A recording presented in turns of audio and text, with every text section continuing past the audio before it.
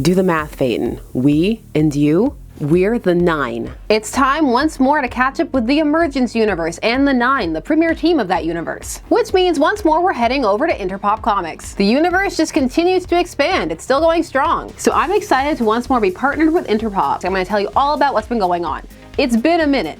Last time we talked about this was February. Yes. What is time? I just can't even. There's a lot to go over. Last time we talked about the 9, they were just gearing up to go into the finale of their first big arc, Zeroth Hour. And now they're just starting the next. It's time for the 9 Season 2. New arc and some new characters. The 9, When Worlds Divide. Time of posting, the first issue will just have gone up. This on interpopcomics.com. It's written by Will Pfeiffer, with art and colors by Juan Doe. As usual, there are some variants, and they're doing a special one for issues 1 through 3 of this arc. They'll be by Joe Prado and Alex Sinclair, and when combined will form a triptych. So for those who are into that kind of thing, that's out there. This issue opens with a time blotter floating through space. Or not entirely, but being picked up by aliens. But before we get into that, we need to do some cliff notes. And also briefly re-outline the model for those who are unfamiliar. I'm not going to go as in depth because I've done it several times before. Instead, what I'll do is I'll link all those previous videos down below. There's a playlist now. We have enough for a playlist. But I'll give you the basics again. The Emergents universe is housed on interpopcomics.com. There, the issues are sold in purely digital format. The digital versions are delivered as NFTs. Here they function as digital files of which you can prove your ownership. Buying these copies is also how the site is able to offer a free-to-read model and allow for the artists to take more ownership of their work. They're not for everyone, and in general there have been some problems. But that's not the case here. But as mentioned, some people are interested and I'll put them off. So if that's the case for you, you know up front. And if it's something you are interested in, well, that's there too. But also, as mentioned, they are available to read for free. Over time, all the issues become free to read. So not only is there already a huge backlog of things to check out, but if one wants a particular issue and doesn't feel like getting into that digital marketplace, then they just have to wait. For those who do purchase, they are able to vote and can help determine certain elements of the Emergents universe, which do have some impact on how things unfold. It can be little things like which character should appear in the story next, or where should a character go visit, or they can be a bit bigger, such as how do certain characters view a certain happening. So miles will vary, as it always does when a voting system is introduced. There can always be a certain amount of FOMO or annoyance, particularly if the vote doesn't go the way one hoped.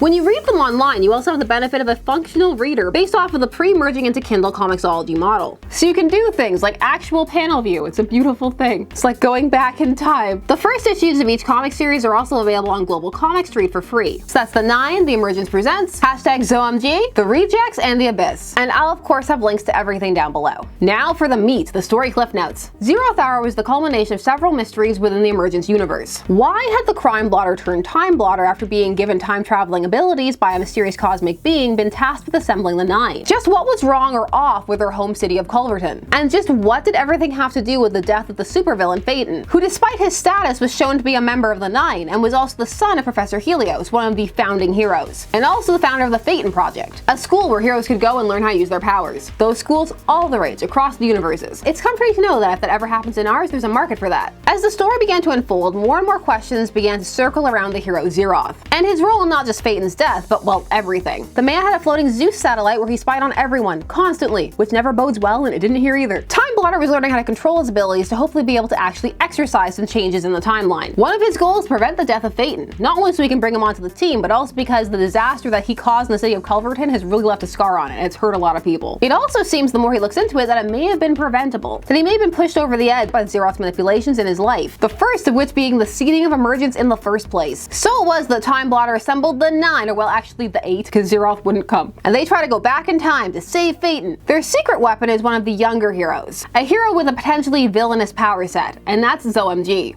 or Zoe MG. How do you want to say it?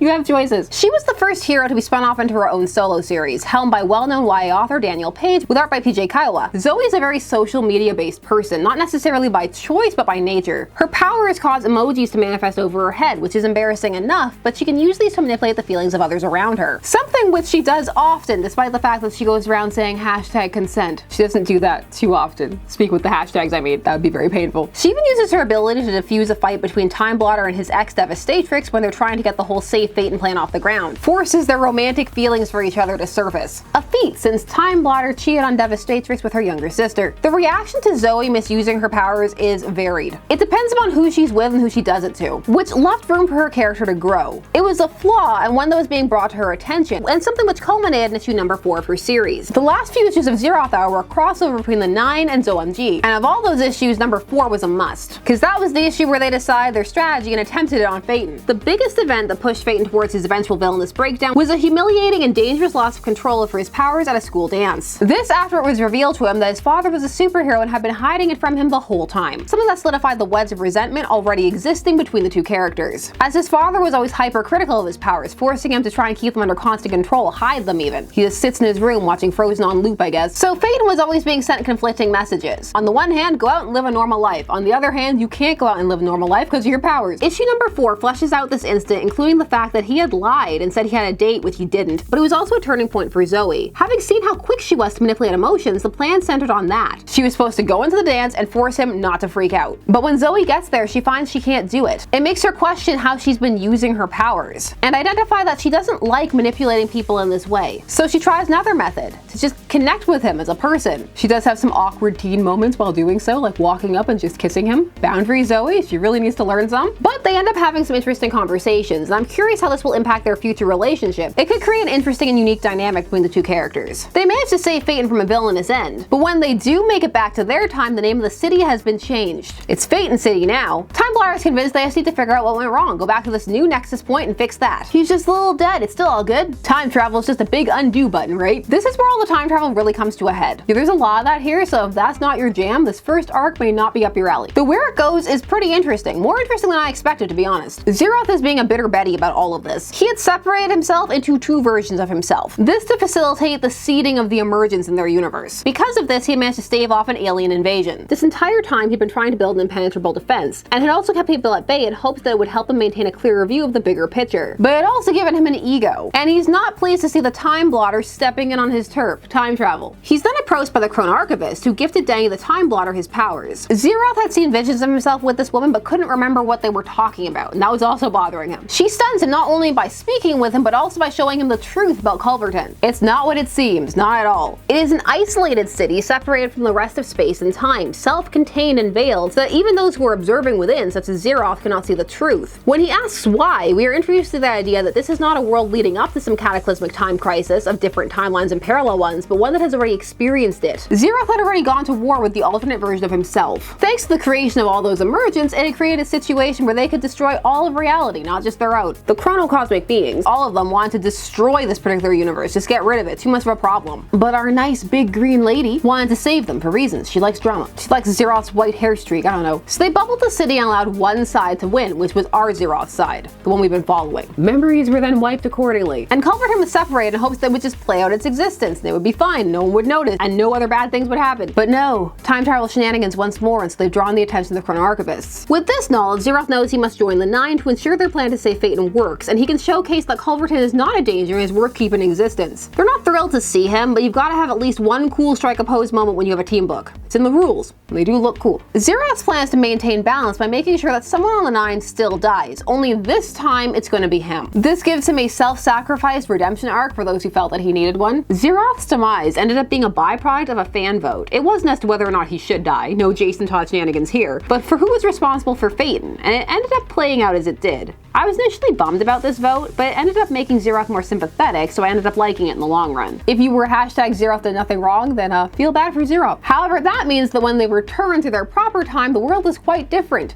Aliens! Guess he was doing a good job up there in that satellite. So that's where the Nine are at this point, and the world is still growing. Zoe is befriending a young Phaeton who has guilt over Zeroth's sacrifice. Zoe and her brother are drifting as he finds himself on a new team, the Rejects, who are less full-on edge than their name would suggest. It also features the return of Zeroth, or does it? This element also shows that Culverton may not be out of the woods yet with the Chronoarchivists, because this character could be seen in the big near-universe ending battle that everyone had forgotten. Emergents Presents continues to bring new characters into the world and expand upon the backstories of ones already in play. So that one's great for building lore and learning some of the building blocks of the universe. The Abyss proved so popular that he got his own solo series. So it has a Because You Demanded It cover that's not a lie. If you like more supernatural dark magic style fare, the Abyss is where to go. He has a Spectre cape, so you know it's about to go down. Not many people in the Emergents universe wear capes. Should we bring that back, or are capes gone? Are capes dead? This one, The Abyss, is written by John Rossum with art by Cliff Richards and colors by Chris Sotomayor. Using a spell, the Abyss is able to bend darkness to his will for an hour, and it's pretty cool seeing him move through the void. There's a gritty element to the Abyss that I enjoy. enjoyed. Now, of course, there's still room to grow. There are some things that I think would be cool to see, and this one I was informed is coming, so I'm looking forward to it. Character bios. The comics do have images showcasing who is in each issue. However, as the universe grows, and since some of the stories are tied together and the goal is a shared universe, it'll be nice to have a page that was just a hub where you can get a brief description of each character and where they appear. So you can kind of get a head start, rather than having to search around.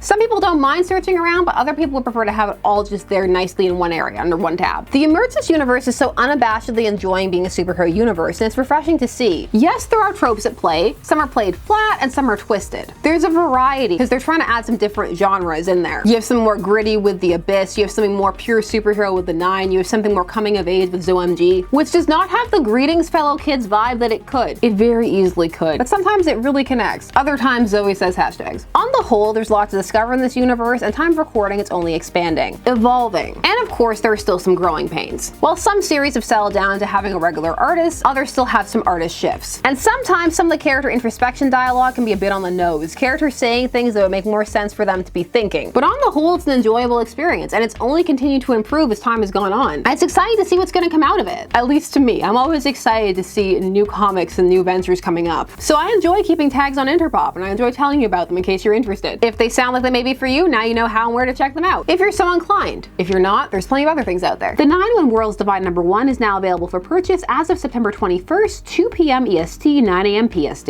Are you interested in checking out the 9? Did you see any series that caught your fancy? Have you already checked them out? Let me know what you think. Can you do a wholly digital aspect? Share all your thoughts down below. While you're down there, please do all the YouTube things. Like, share, comment, subscribe, and hit the bell notification so that you never miss a vid. Thanks so much for taking some time today to spend discussing comics with me. I always appreciate it, and I will see you again soon. Bye-bye.